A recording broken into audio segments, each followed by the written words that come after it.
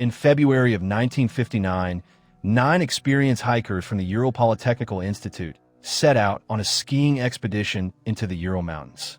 The leader of the group was Igor Dyatlov, a skilled outdoorsman.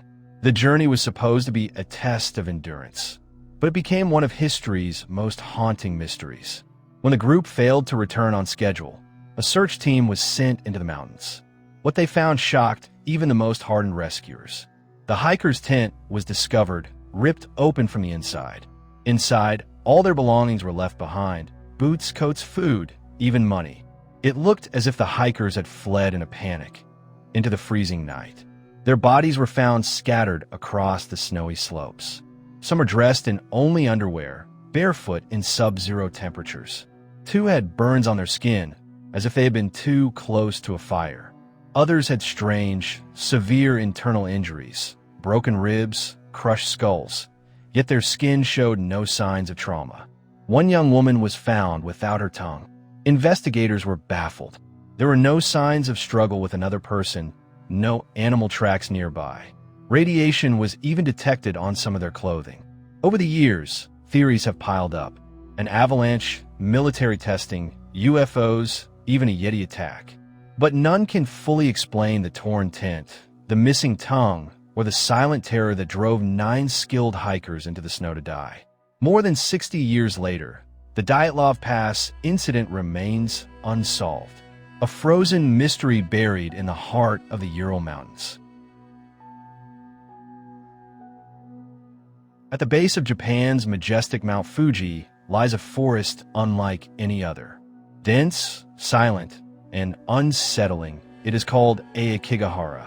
But to the world, it's known by another name: the Suicide Forest. For centuries, Aokigahara has carried a dark reputation. Legends tell of spirits, or eerie, wandering among the twisted trees. Travelers spoke of whispers in the wind, shadows that moved without form, and an unnatural silence that seemed to swallow every sound. In modern times, Aokigahara has become infamous for something far more tragic. Each year, dozens of people enter the forest to end their lives. Signs posted at the entrance plead with visitors: "Your life is a precious gift. Please reconsider." But inside the forest, the atmosphere feels different, heavy. The trees grow so thick, sunlight barely touches the ground. Compasses and GPS devices often fail here, disorienting even the most experienced hikers. People have reported hearing voices calling their names or footsteps following them, only to turn and find no one there. Search teams and volunteers often patrol the area, looking for those who may still be alive. They leave colorful tape along the path, so they don't get lost themselves. Among the trees, tents and personal belongings are sometimes found abandoned. And too often, they find what they fear most: lifeless bodies hidden deep within the woods. To this day, Aokigahara remains a place of mystery, sorrow, and fear. A forest where silence is louder than screams, and where countless souls have taken their final step. In the quiet state of Vermont lies a stretch of wilderness known as the Bennington Triangle. From the 1940s to the 1950s, this forested region became the center of a chilling mystery, a place where people walked in and never walked out. The first disappearance came in 1945.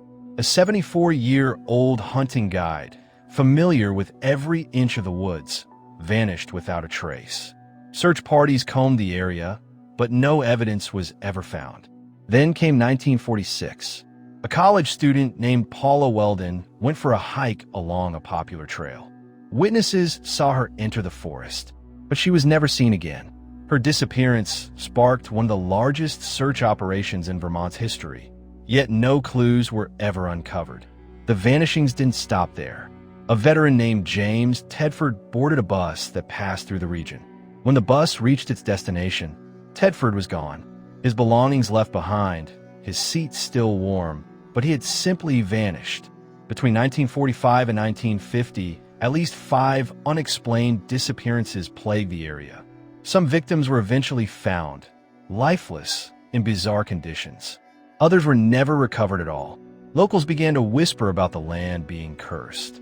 Some blamed strange energy fields that disoriented travelers. Others spoke of alien abductions or a beast lurking deep within the mountains.